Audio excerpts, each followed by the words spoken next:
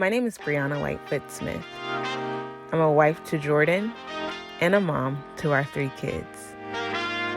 We got married in 2016, and life has been a roller coaster ever since. We've learned so much about parenting, about self-care, about faith, about business. And here on Mom of 3 and Me, we're sharing some of our greatest life tips, as well as things that have helped us to stay faithful and to stay consistent. Come along on this journey with us as we share what it's like to raise 3 children. All right, y'all. You know I'm always clapping in the beginning. I'm sorry. I'm going to stop doing that eventually. But welcome back to Mom of 3 and Me, where we talk all things motherhood, marriage, and ministry. I was about to clap again just now. It almost happened. I have with me one of my dear friends, Flossie O'Reilly. She is a mom of 5. She has 4 boys and a girl.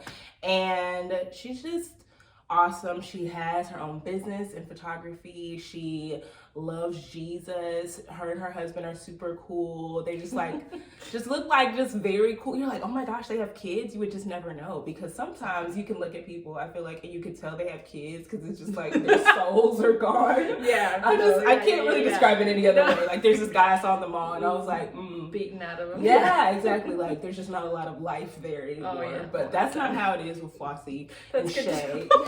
Yes, y'all are just super cool. Yeah. So you're like, oh my gosh, they're really cool. Oh my gosh, and they have cool kids. So I knew immediately when I decided to do these Momversations that I wanted to have Flossie as a part of it, because again, she has 5 children and she still has a life, and like, what? That even just that alone, no other things needed. Like, that resume is impressive enough. So I am so excited to have you. Welcome. Me too. Yes, thank you. Yeah, so tell people a little bit more about yourself. So my husband and I have been married for 14 years. 14 years. And the first 10 of them we were either pregnant or with an infant. And we had a nice little honeymoon baby. So we've got a 13-year-old. Okay. And then, every 2 years, babies. So about the time they started walking, I was like, hey. I'm out of here. We're done. We're good. So yeah.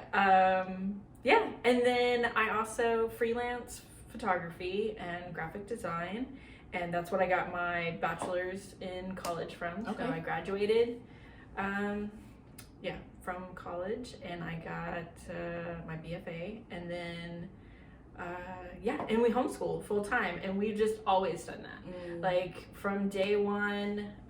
So my mother-in-law was a big advocate of it. She has 4 kids. Okay. Her first 2 went to public school, and then her last 2 were homeschooled, and so she was just like, you gotta homeschool. Like, you just gotta do it. I've got all this stuff still. I mean, when I met my husband and we were dating, his little sister was 9 years old. Okay. So it's like, there was still a lot of, there was a lot of still like stuff around that I could use for my kids and everything. And so I was like, yeah, I think that'll work, because we want to do full-time ministry. We want to travel with ministry. We had big plans. So we're just like, we just don't see being tied down to a schedule being the thing, but education is important, and we wanted to be in control of that as well. And so, and just the idea of being able to go anywhere in the world and still have a full education, I was like, yeah, this is going to work for us. Talk more about your journey into motherhood, because you've shared that your baby was a honeymoon baby, your first baby, because you had 5. Like I said, 4 boys and a girl. I know for me, having a honeymoon baby was like my greatest fear, because I felt like I was a virgin when my husband and I got married. So I'm like, okay, I did the things, I was good, I waited, and now it's my time. You know what I mean? Like, and so I had this fear of, oh my gosh, I'm going to transition right from wife to mom. God was gracious, and he did give me a 6-month window, but still within a little over a year, I was a mom. So how did you deal with that transition? Were you fine with it? Like, was there any, okay, God, I wish you would have given me a second? Like, tell me the things. So I'm a person that thrives in being busy, which I know is kind of like and that's why I love TPR, because it forces you to stop and stay still. And that's my biggest struggle with the Lord, is like just resting in his presence. But I'm so grateful for it. So it's really, really nice to just kind of go in there and be like, I literally have nothing to do. I have nothing to do. No, I can do this. Okay, I can do this. Okay, I can sit. I can do this, you know. And so, but I always joke, but it really did happen. I was in my senior year of college for my bachelor's degree, newlywed, pregnant, and got my BFA, you know, had my first baby. He was 3 months old when I walked the stage, you know. So my first year of marriage was a whirlwind, honestly. And I mean, I love the chaos of it all. I mean, I think that's why I have 5 kids, because I love the chaos of it all.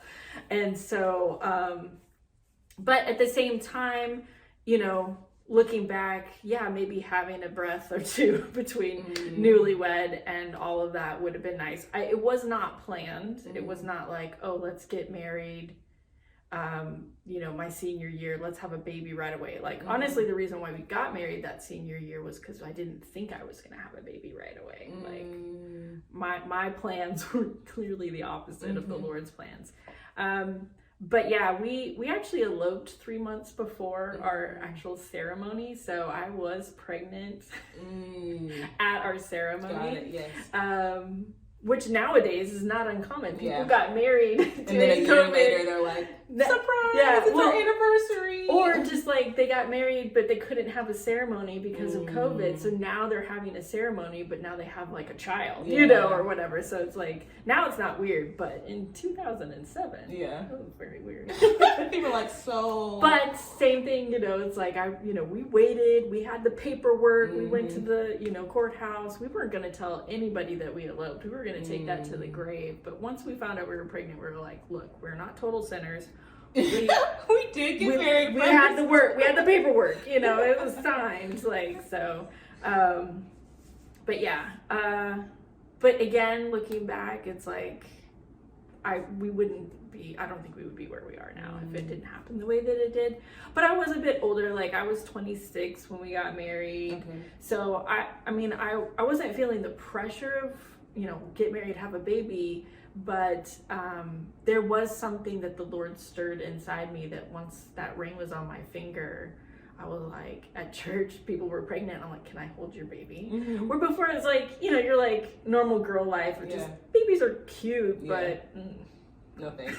Yes, people are surprised to find out the first diaper I ever changed was my son's diaper. I had never changed a diaper before, and I didn't even have the normal like, oh, babies are cute thing. Like my I teased with my mom and my sister because they would put cute babies in the group chat, and I'd be like, okay, cool. I know. At our church, I would serve in children's church, and they kept trying to put me in the baby room, and I was like, can I be with the toddlers? I would rather be with the 3-year-olds because their imagination's going crazy, and I'm like, that's fun, you know.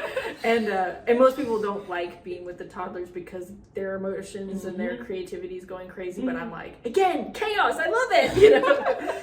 But babies, I'm like, how do you hold this thing, you know? And so but I knew it was the Lord because I was like, why do I suddenly want to hold everybody's baby? Why am I like, somebody give me a baby that I can take home for a minute? But, and so I talked to the Lord about it, and we got engaged like January of the same year that we got married. And and so it was one of those things where I was like, Lord, what is it? He's like, oh, you're going to be pregnant in August. And that's when our wedding date was. And I was like, for real? And he was right. He was so right, you know. And he even told me when our firstborn was going to come, and he was due in March, but he was like, no, he's going to come in February, and I have a little Valentine baby now. So, you know, there's that.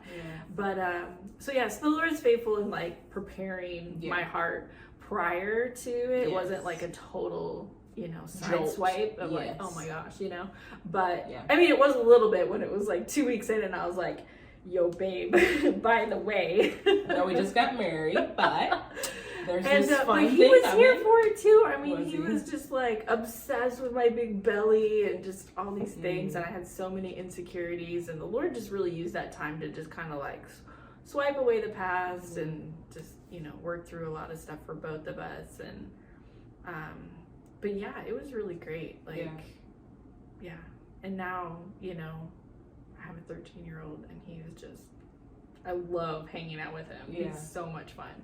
And so, but you would never know it because he's really reserved and quiet and kind of like keeps to himself. That's how my son is, Yeah. Jaden. Like, I really, when I get to hang out with him one-on-one, I'm like, bro. You're so cool. Yeah. You're so You're cool. like, I would talk to you. Like, even if you weren't my child, I think we would, like, be cool. You know what I mean? Yeah. Like, as cool as a 30-year-old can be with a 4-year-old. Right, Like, exactly. I don't want to babysit you because I just want to chill and, like, take your brain and see how things are going. What's funny is when Mo was little, like Jaden's age, like, I would lose him at the playground. And I'm like, where did he go? You know? Because he wasn't like a runner. Like, he wouldn't just leave because he was too much of a chicken. But I would find him sitting on a park bench talking to the only other adults there. Gosh, And I'm just like, really, guy? You know? But that's like classic homeschool where it's just their ability to converse with all ages and kind of relate to people. I mean, honestly, I feel like they're more socialized in that sense. And also just conflict resolution is different. And so yeah, so back to homeschool again. It's just great. But yeah, and then just transitioning into motherhood, like my plans were, you know, graduate with my photography degree. I'd already interned at a big studio in Dallas. And so they were very pleased with the internship and they were like, call me when you graduate. And I'm just like, okay, I'm there. So I had to call and be like, I have a 3-month-old. Is this call still?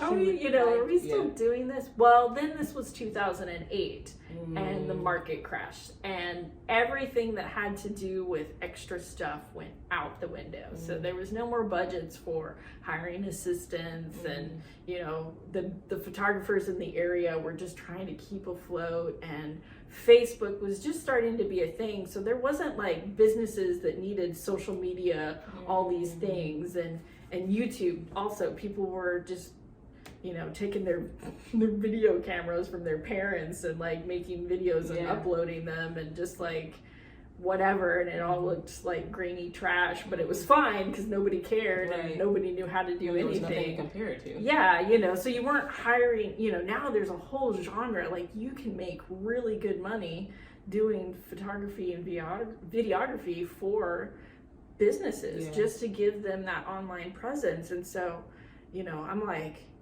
10 years ago, I probably couldn't even get a job, but now it's like, I can just, you know, like I said, be a freelancer, put myself out there, and I've learned a lot by doing as well, and just having a supportive husband. Like the fact that he purposefully went to nights so that I could start building my business, and so yeah, and now we've gotten to a point where, you know, the kids are older, we have a bunch of family in area, so it's like if I do have an all-day photo shoot or something like that, we have people to come by and check on them and help out and be there for them and whatnot. So that also makes a big difference. When we were living in Michigan, you know, I'm deep into baby mode. Like I have toddlers, I'm pregnant, I'm nursing, you know, all these things. But I would still take on like one job a month with photography because it brought life to me. Like it was my thing. And I would see people that were, or moms in particular, that were older, or grandmas when we would go to the park and whatnot. And they're just like, yeah, you know, all my people are out of the house and I don't know what to do with myself now. And I'm like, not gonna be me, you know? So Shay and I have been really, really intentional in keeping our own identity by keeping up with hobbies, even though it's hard and you only get to do the hobby like once a month or whatever. But just that little bit of investment into yourself really helps keep you grounded in who you are. Because it's easy as a mom to get lost in the kids, lost in their needs, lost in your husband's needs, and then you wake up one day and you're like, who the heck am I and why am I even doing all this? Flossie, I kid you not, I recorded a video called To the Forgotten Ones for this channel. And if y'all haven't watched it, go back and watch it. But it speaks directly to what you're saying, because I think it is very easy and almost assumed that when you have kids, like, that's it, you know, for that 18, 20, 22 years. Because people always say 18 years, and I'm like, well, that's only if you have one child and they leave at 18. So if you have any more, you have to add years on top of that, right? Yeah. And so I think I said verbatim what you said. I said, I do not want to get to the end of my parenting and be like, okay, well, I don't know what to do because I've been only doing this one thing for 20, 22, 24 years. And I think that a lot of us are sometimes even shamed into feeling like, well, you're a mom, like you should be home with your kids. And you have to find a balance. That's very true. Because when Jaden was born, I was so bent on not being I'm just a mom, that I did all the things, but my house was a mess. And Geordan was taking care of him full time because he had paid paternity leave. And I was like, well, Geordan likes being at home and I like being out, so I'm not seeing what the problem is. And God was like, yeah, but your house is out of order. You know what I mean? Like, there's a way to find it. And I truly believe that's part of the reason why God called me home in 2018, because he's like, let's put this in order. And now I feel like this year, he was like, okay, now I feel like you can go and run and do a little stuff. But you're not going to just abandon your home. You're not going to, and it's simple stuff. Like, I learned getting HelloFresh, because he's like, okay, if you know you're not going to cook, or you know you don't want to meal prep, get something else so that they can meal prep for you. Or with laundry, like I have a app that I will use to do laundry sometimes. And I think we've talked about this.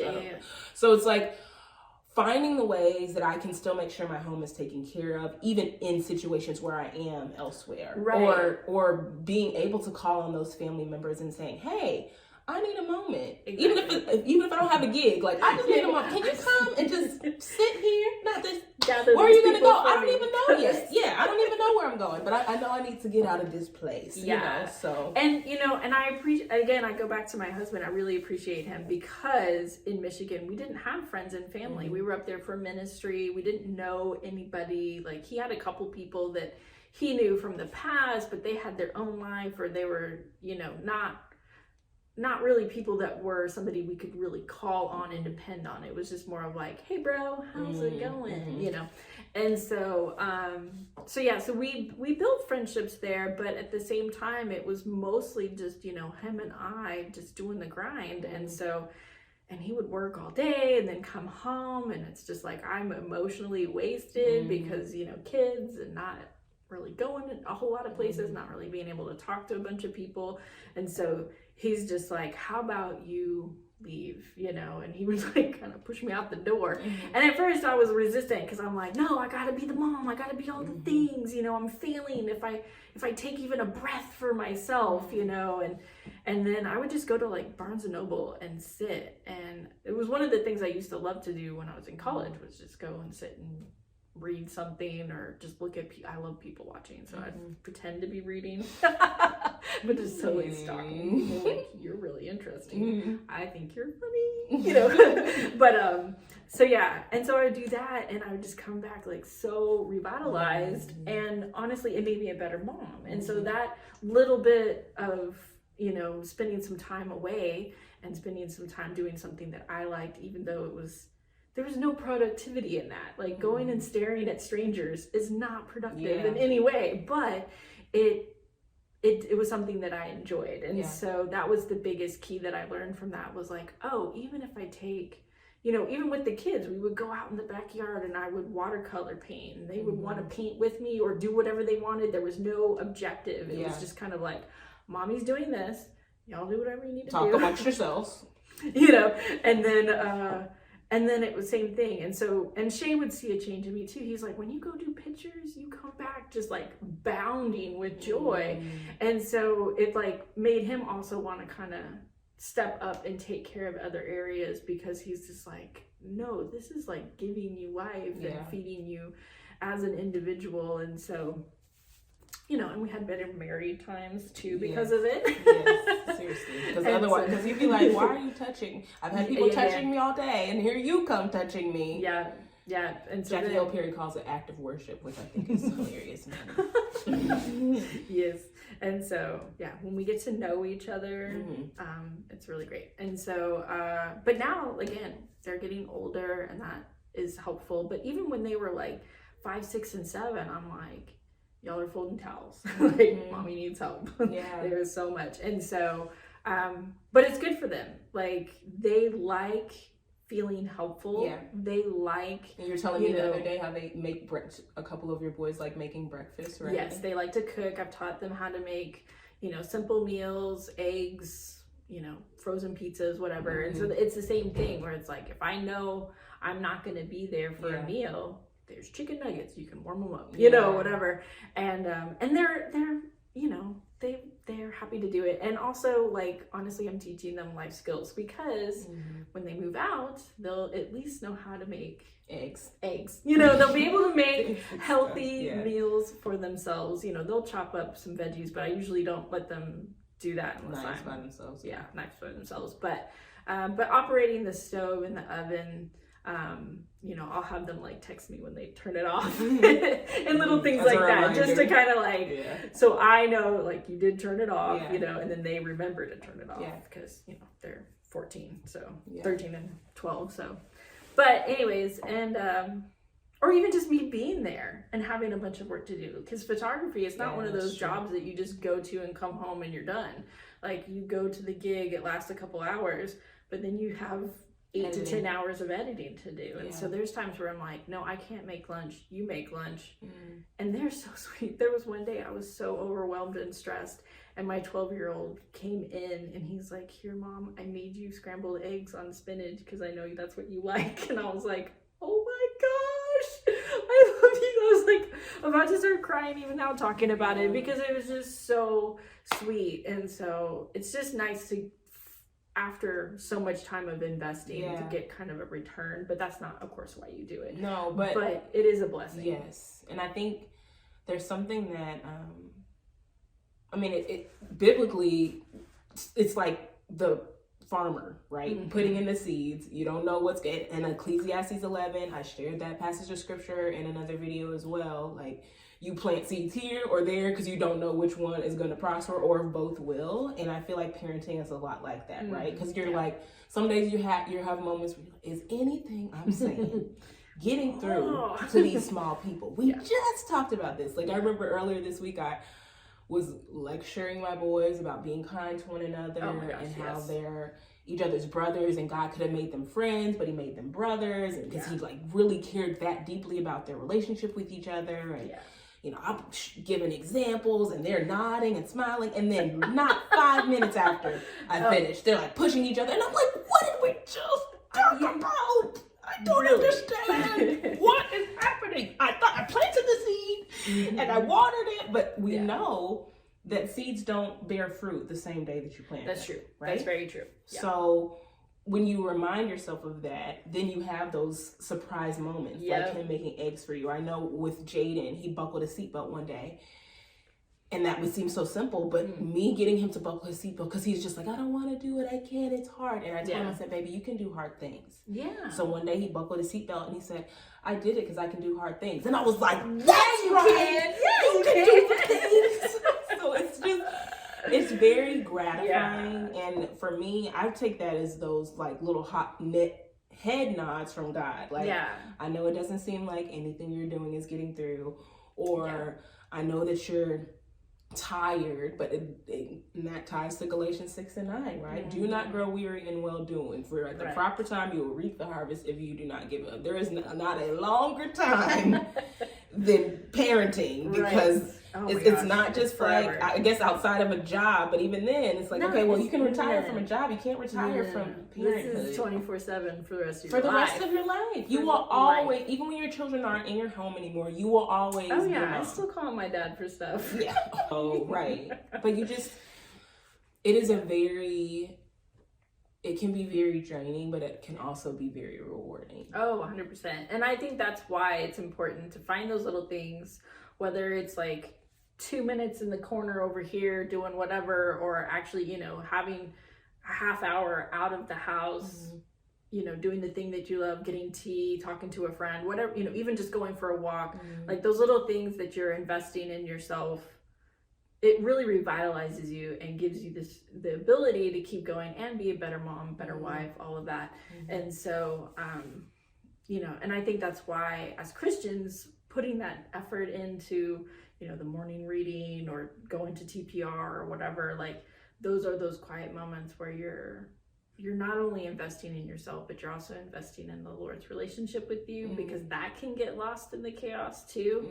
Absolutely. And so, but yeah, that's the little like plug-in battery charge that we need, because we can't do it on our own strength. It's too much. Like, I now see why people lose their minds, because they are trying to do it all on their own, and we're not called to be martyrs. Like Proverbs 31 is not a list of how to be a martyr as a wife and a mom. Like it talks about her thriving. Right. So she sold stuff. She had land. I was like, see, she's an entrepreneur. Yes, she had stock investments. And one of my favorite parts of that scripture is when it says she knew, like it basically speaks to the fact that she knew her value. Ooh, yeah. Like, and I'm just like, yes. Like it said that she declared that what she did was prosper. And I'm just like, that's the part we have to understand, because again, when you become a mom, you can kind of feel like, well, do I have anything else to offer outside of my household? Right. Like, is this it? Like, is this my offer to society? And then, like you said, it does have a martyrdom spirit, because you're like, well, I didn't do anything, but I raised this good citizen. Right. And I have to understand, like, okay, yes, that's a part of it. Yeah. But in the same way, I told people years ago when I was writing my first book, and they said, well, aren't you getting married? And I said, yes, I am, but I don't feel like if I get to heaven and God says, why didn't you write that book I told you to write? I can tell him, well, I was planning a wedding, so I couldn't really get around to it. Like the same thing with parenting. God's like, girl, I put that baby in your belly and allowed you to give birth to them. So if I felt like that was going to prevent you from doing these other things, I wouldn't have even let this thing happen, right? And I loved, I read in this book, it was actually a book about money, but it said God will never bless you in an area that could potentially be competition for him. So he will, if he knows, like, okay, Flossie can't do that and be over here with me, so he will build up the character that you need to become the kind of person that can have a relationship with him and do this thing over here. But he will not give the thing to you prematurely. Right. And I love that about him. I don't love it all the time in the moment, because I'm like, I really feel like I can handle it. Just give me a try. Give me a chance. But looking back, I'm like, it's probably you were right. I probably wasn't ready for it. And even with my photography business, if I had got the really put in the grind and just did it anyways when we were first married, it just wasn't the season. Like I just kept feeling a pull. No, baby, 100%. Give him your first year, 100%. Well, then by that point, we were pregnant with another one. All right. And so for starting it over. So for 10 years straight, it was just like, no, give them 100%. And of course, that still had the moments of going to Barnes & Noble and going out with friends, or, and it was like maybe once a month, maybe once every 2 months, because of just, the way life is. But it was enough to sustain. And then now being back in Texas and around family, it's more often, which is helpful, but but there's definitely ways around it. And that's so good. So you touched on something which I want to end our episode on, but really talking about friendship in motherhood, because community is so important. It's a part of why I started this channel, because even if you guys don't feel like you have someone that you can reach out to, you know what, Brie probably got something about this, because it can feel like you're in isolation, even if you're not. And I teased with people last year, especially at the beginning of quarantine. They're like, how are you doing? And I'm like, honestly, the stay-at-home mom life is a lot like quarantine anyway. I said, we're just wearing masks now. Like, I felt like my life didn't really change that much those first few months. But I started to see over time that, okay, it's cool to be with my kids, but I also need to be around friends. So how do you, I don't like saying balance, because balance is a myth. But how do you prioritize? Oh yeah. So it looks different over different years. Like with the baby years, I found a lot of other baby mamas that needed a buddy, that were also at home for whether it was part of the day or the whole day, and we would meet in common places or meet in homes, just depending on the situation. But I would usually try to do like a weekly, let's hang out. My sister-in-law, she was pregnant with her first when I was pregnant with my second, so they were only like 6 weeks apart. Oh wow. So after they were born, even though she worked part-time, every Friday we would go to the same park, do the same thing, and it was just a really nice little thing to like look forward to at the end of the week, and it really brought us together even closer as family, which was really nice. But again, back in Michigan, it was like I found a book club of ladies. We met once every 2 weeks, and I let my husband know, like, no, this is a priority. I need this time. And it was the same thing. Like, I would come home from book club and I'm like, let's party, and he's just like, okay, this is good for everybody. When's the next one? Like, can we make this every week? But yeah, and just kind of like just cutting out that little bit of time, and like I said, prioritizing. It is a lot more work as an adult to not only make friends but maintain friends. And sometimes it can even look as just a little text of like, thinking of you, and then that can initiate a conversation.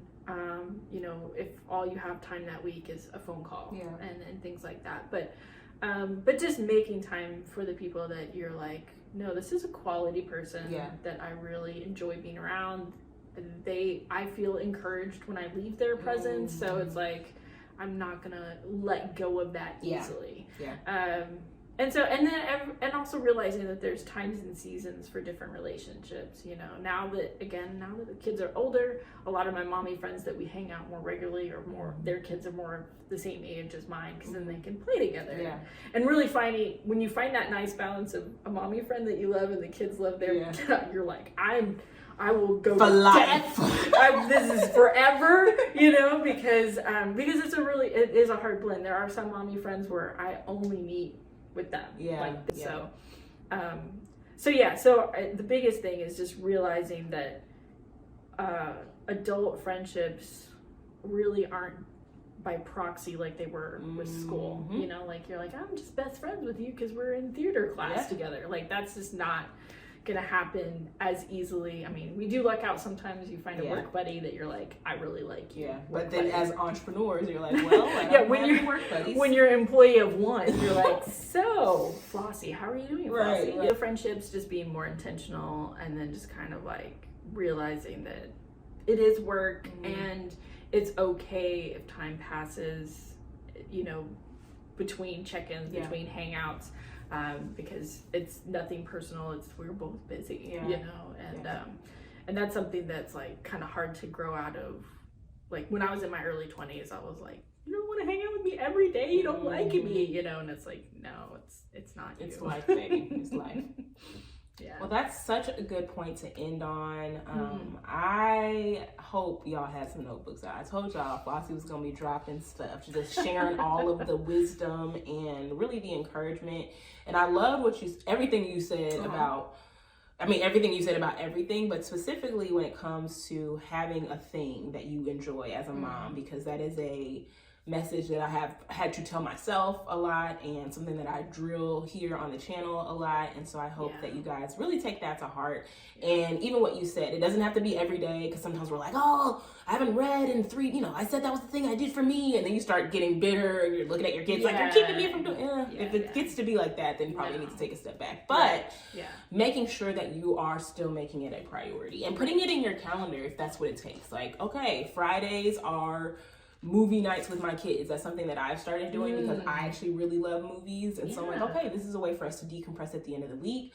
My son Jaden has started asking about, like, he knows every Friday night that that's what we're going to do. And so even if self-care in seasons has to include your children, like you were saying, Right. going out to the back, doing watercoloring and being like, if you want to join me, great. If you don't, okay. Like there's so much other stuff you can do. Sticks everywhere. Yeah, just knock yourself out. Not literally. Yeah, don't knock out your brother.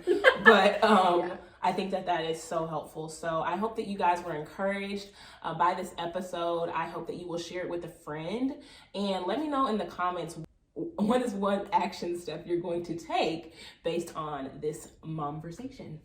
See you guys next week. Bye.